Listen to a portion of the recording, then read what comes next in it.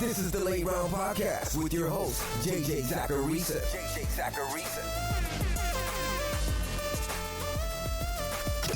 What's up, everyone? It's JJ Zacharisa, and in this episode 856 of the Late Round Fantasy Football Podcast, sponsored by FanDuel. Thanks for tuning in. We did it. We've made it. It's the final 15 transactions episode of the season. This one's mostly full of waiver wire ads, but I hope the season's worth of transactions were a positive for you. Whether you acted on the moves or not, hopefully you walked away from listening to each episode a little bit smarter and a little bit better at fantasy football. That's all I could ask for. Now keep in mind, I'll be dropping the Sleepers episode on Thursday at its usual time. I know that this episode is dropping at a different time than it usually drops. But that'll be it for the podcast this season. Now I'm not going away. I podcast all off season too. But when it comes to the 2023 fantasy football season, that's it. This final week of the season's always very bittersweet. I'm so lucky to be doing what I love for a living.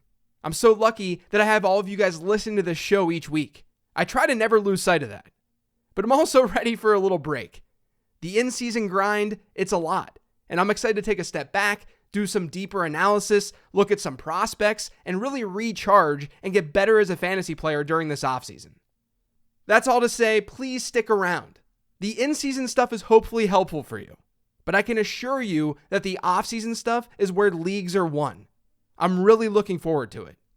With all that being said, one last time this season, let's get to these transactions. Add Clyde Edwards-Helaire. If Clyde Edwards-Helaire is on your waiver wire, you need to get him right now. He's a must this week.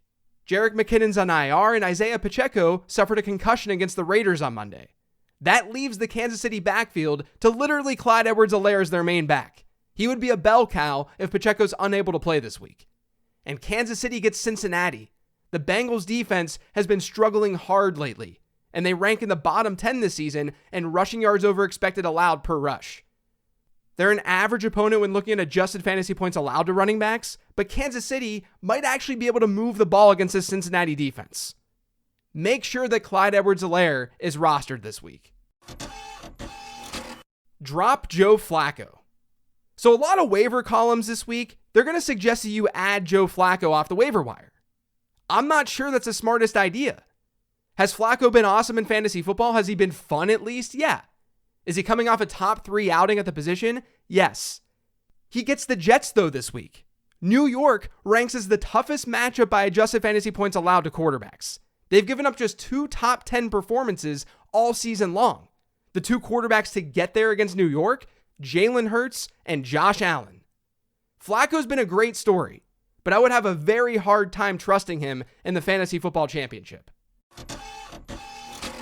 Hold Brock Purdy. Look, it was tough for Brock Purdy managers in Week 16. He finishes the QB 34 on the week. It was by far his worst outing of the season. If you're still alive and if you have Brock Purdy, don't rage drop him. He's in a great bounce back spot in Week 17 because he gets the Commanders. They're the bottom ranked defense by adjusted fantasy points allowed to quarterbacks. As long as Purdy plays, you should feel good about him in your lineup.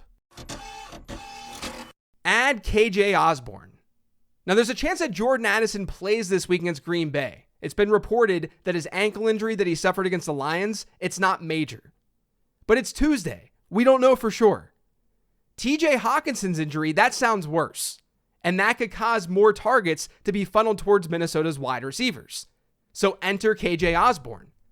Osborne had a 95-yard day against Detroit in Week 16, and he had a 20% target share in that Minnesota offense.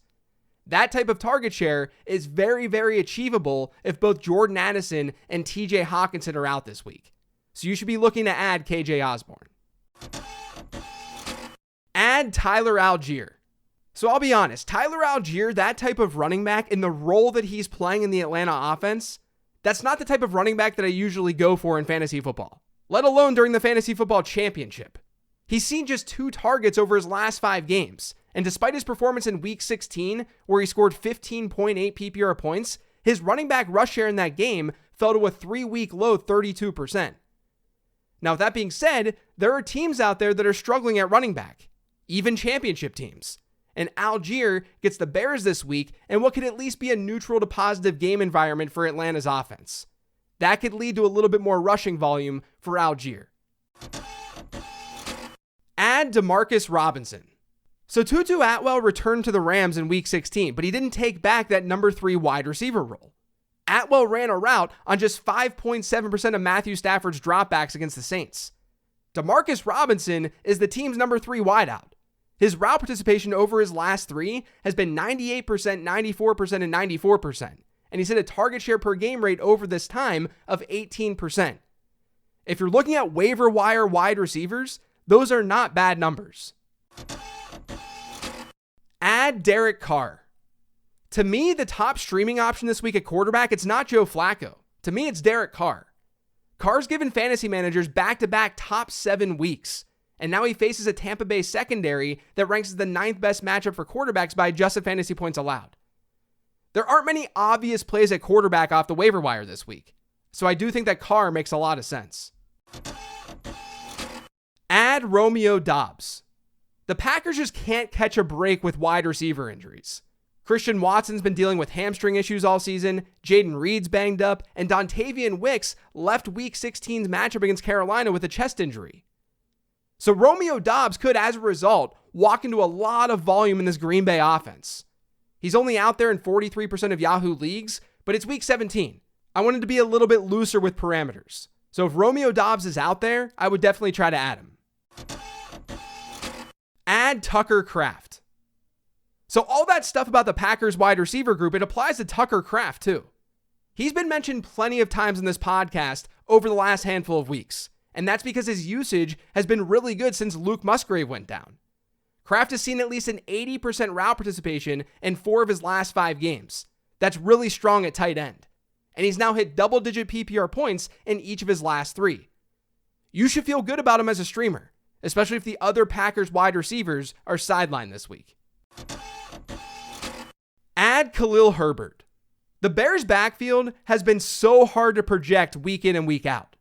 Some weeks it's Deontay Foreman, other weeks it's Roschon Johnson, and then in Week 16, it was Khalil Herbert. Now, a huge reason Herbert saw 69% of the team's running back rushes and a 9% target share this past week against the Cardinals was because the aforementioned Deontay Foreman was out due to a personal issue. We have no idea if Foreman's going to be back in Week 17. But if he isn't, Herbert could be in store for another big workload in a neutral game script versus the Falcons, or a potential neutral game script. Atlanta has been pretty strong against running backs this season, though, when looking at adjusted fantasy points allowed. This is more of a volume play. And you do have to trust that the Bears do what they did this past week with Khalil Herbert's workload. But overall, I think he's worth an add. Add Zamir White. So I talked about Zamir White on this show a couple of weeks ago, and he's exceeded my expectation, if I'm being totally honest. Without Josh Jacobs this past week, White saw 92% of Vegas's running back rushes. His route participation, it was fine at 48%. The Raiders this week get the Colts indoors. Indy ranks as the 3rd best matchup for running backs by adjusted fantasy points allowed. I don't know if Josh Jacobs is going to go or not, but if he doesn't go, Zamir White is honestly an RB2 type play. Add Brandon Johnson and Marvin Mims.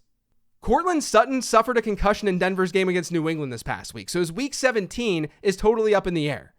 Jerry Jeudy could see a spike in target share if Sutton's out, but don't forget about Brandon Johnson and Marvin Mims either. Johnson ended up running more routes than Mims against the Patriots. He saw 5 targets, Mims had 4. But Mims is a big play waiting to happen. He's someone who's kind of interesting in deeper leagues as a higher variance play.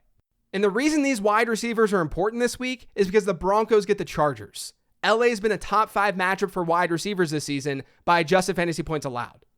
So if Sutton's out, I think Johnson and Mims are both sleepers. If you need a higher variance option, go with Mims. If you want more of the floor, go with Johnson. Add Gerald Everett. Gerald Everett's hit a 25% target share in back-to-back weeks with Keenan Allen and Donald Parham sidelined.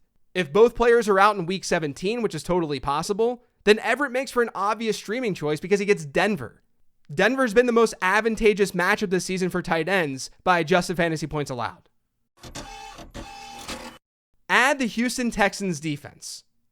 It shouldn't matter if Will Levis goes or not for Tennessee this week. The Texans are a good play. Tennessee has now allowed a top 10 defensive performance in 4 straight games. They've given up 6 sacks in 3 of those 4 contests. On the season, Houston ranks 5th in pressure rate. We saw them rank as a top 6 option against the Titans just a couple of weeks ago. And there's a chance that we see that again here in Week 17. Add the Los Angeles Rams defense. As I've been saying on this show, the Rams had a cakewalk fantasy playoff schedule. That concludes this week when they face the Giants. Now, New York had a little bit more life offensively when Tyrod Taylor took over that offense on Christmas. But even if Taylor goes this week, you have to imagine the Rams as a decent streaming choice. They're 6.5-point road favorites against a team that ranks dead last in sack rate allowed this year. That's it for today's show, though. Thanks to all of you for listening. If you've yet subscribed to the Late Round Fantasy Football Podcast, make sure you are by searching for it pretty much anywhere podcasts can be found. And don't forget to follow me on Twitter @LateRoundQB. Thanks, everyone. Like I said, no 10 Trends episode this week, but I'll get you the Sleepers episode on Thursday as usual. I'll talk to you then.